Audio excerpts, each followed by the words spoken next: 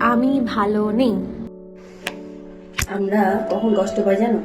যখন নিজের নিজের উপর আশাটা কম করে অন্য কারোর উপর আশা করি। যে আমরা ভাবি যে সে আমার জন্য সব করবে, সব, আমার ভালো থাকা খারাপ থাকা সবকিছু তার দায়ী, মানে তার উপরে।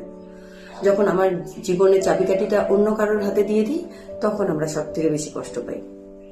তাই নিজেকে ভালো রাখা খারাপ রাখার দায়িত্বটা, হাসানোর কাঁদানোর দায়িত্বটা একমাত্র নিজে যেদিন থেকে নেবে, সেদিন থেকে দেখবে তুমি ভালো থাকবে, থাকবেই। কারণ যেদিন থেকে ডোন্ট কেয়ার করতে শিখবে, সেদিন থেকে, এই যে দেবলীনা নন্দী নিজে বলছে যে আমি নিজেকে খুব ভালোবাসি, নিজেকে।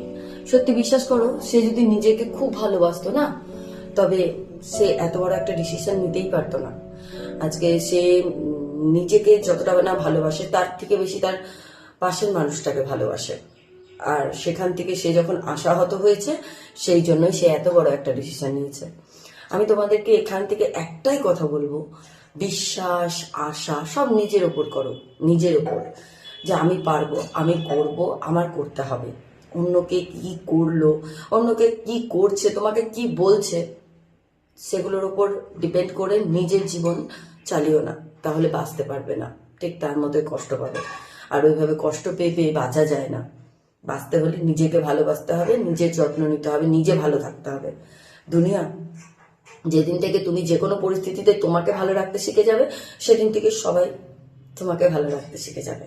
বিশ্বাস করো, করে দেখো নিজের লাইফে, ভালো থাকবে। নমস্কার।